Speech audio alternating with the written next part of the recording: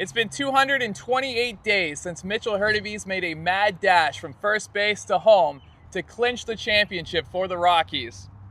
It was the final moment of the Orillia Slow Pitch League era for the franchise. But today we start a new chapter when 3 new franchises join the Rockies and debut SportsKlub Baseball.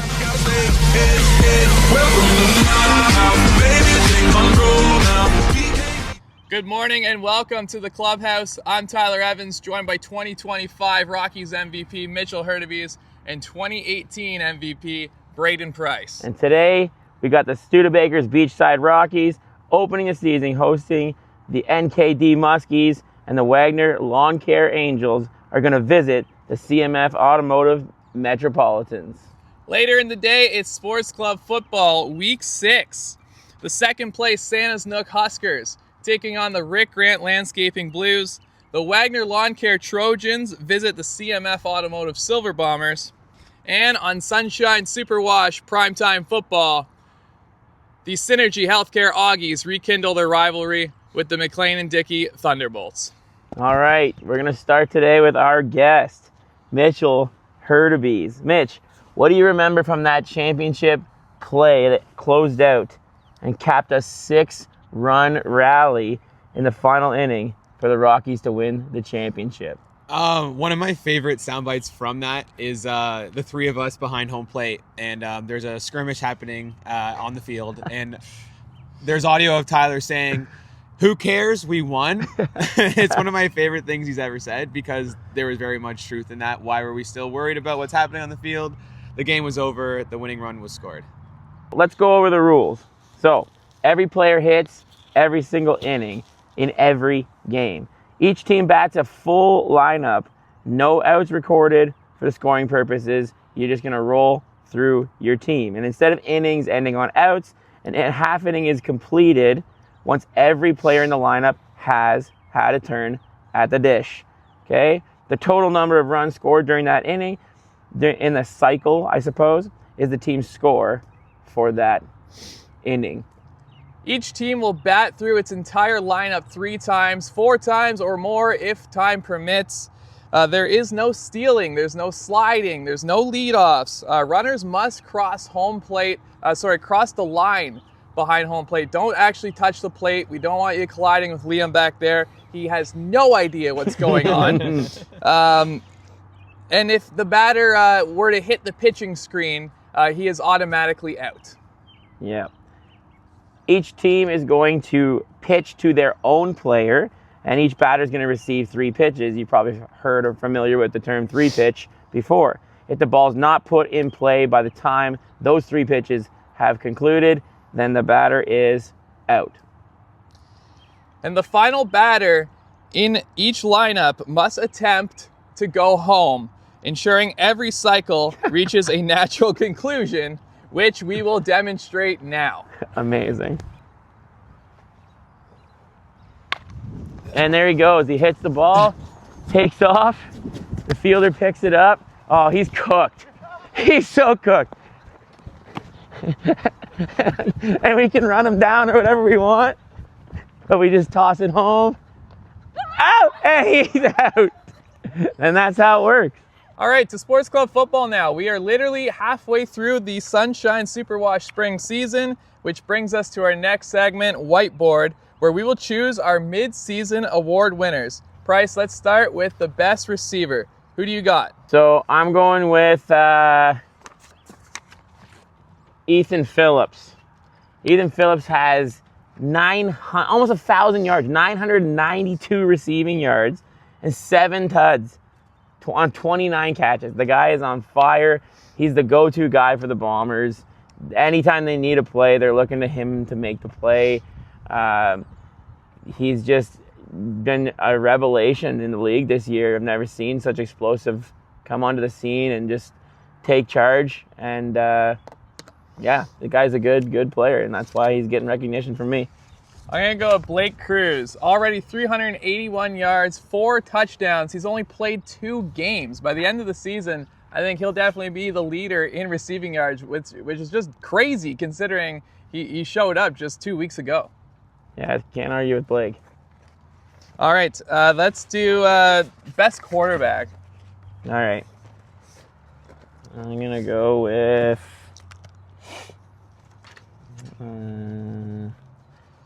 surprising one, I think. Not known for his arm, but I'm going to pick Mitchell Hurtubise, best quarterback. So 777 yards for this guy. This guy's the receiver. He's the receiver in history of Sports Club, and he's throwing the ball around the yard like he's one of us, Ty. It's crazy. We got 8 touchdowns for Mitch, and he's tied for first in that, and 66.6% completion rate.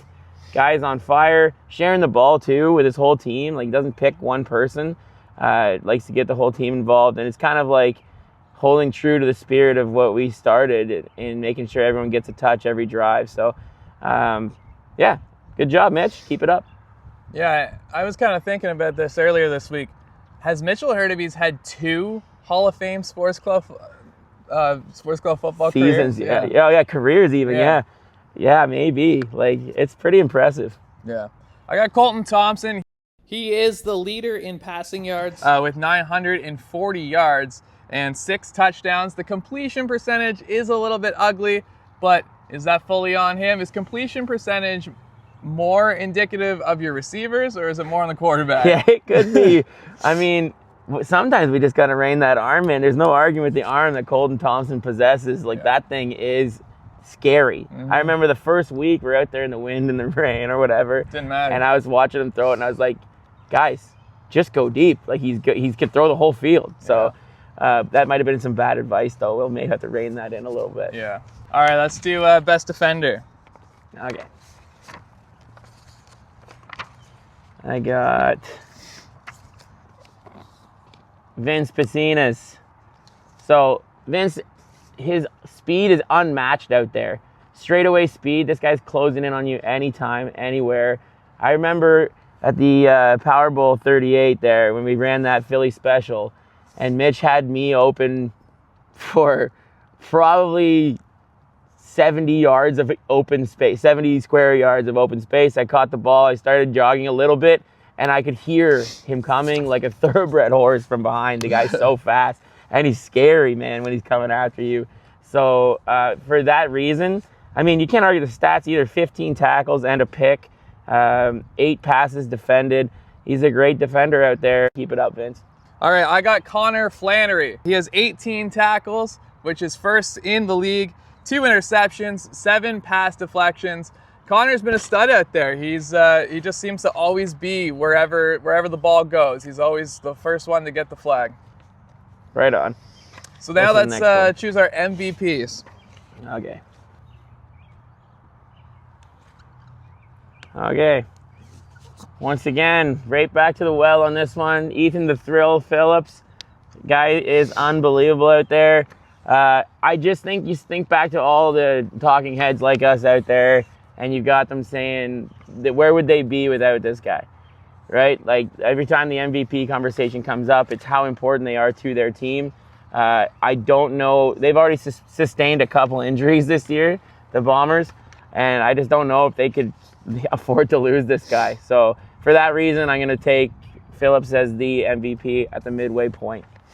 Only one player ranks top 3 in both passing and receiving yards. We already talked about him a little bit, Mitchell Hurtubise. And to your point about a player being important to their team, this team started 0-3, and since then, they've got a couple wins, and they've been playing some good football. And I just wonder what the Thunderbolts would look like without Mitchell Hurtubise. He's been a great leader out there. A lot of his career, he's had Mark Griffiths as his quarterback. He's had me as his quarterback. He's had you as his quarterback. Now he's doing it without any of those guys that are at the top of the all-time stats leaderboard. Let a naysayer know. Yeah, there you go. Mitchell Hurtubise gets it done no matter what. Yeah, that's the MVP. I gotta give you some props on that one. I know you're a big chemistry guy, and I mean, he's hooking up with everyone out there. Like, it's just fantastic to see. So yeah, the chemistry he has with his teammates, despite just meeting these people is pretty remarkable. Yeah. Right on, Mitch. Good job. Oh! All right, it's time for Fashion Bug. Here we go. So this is a great one I picked out during the game. I'm going to go with Daniel Fisher with the crisscross throwback backwards jersey out there. Some of you young heads might not know who crisscross is, but that was their thing back in the day. You put the backwards jersey on and wrap it up as little kids. So, I mean, he looked great out there. He got the job done. He had a great game, a couple big plays for the Blues. So Daniel Fisher with the backwards jersey. Keep it rolling. Let's go. Yeah, I'll take Matt Plana wearing the throwback Season 38 Blues jersey. I do like the throwback look. I just think it would be a little bit even better if you could somehow coordinate it so every player on your team is wearing the throwback. Oh. I'm not too sure that wearing a different jersey than the rest of your team is a good look, but I do like the jersey itself. Yeah. This week for Fashion Bug, look out for the Zebras because Price and Andrew have been assigned as official game managers for the opening slate games in response to some recent injuries. Price, we got to tighten some things up out there. Yeah, no problem. We'll step in and show the young kids how it's done. We're going to be out there, yeah, zebra style. I'm going to check out to see if I can find a white and black stripe for you. And we're just going to be calling the game for you right on the field so that you get to understand what you should be calling and what you should not be calling and keeping people safe. Yeah, we got to kind of, with a few injuries that we've had, we got to call some penalties.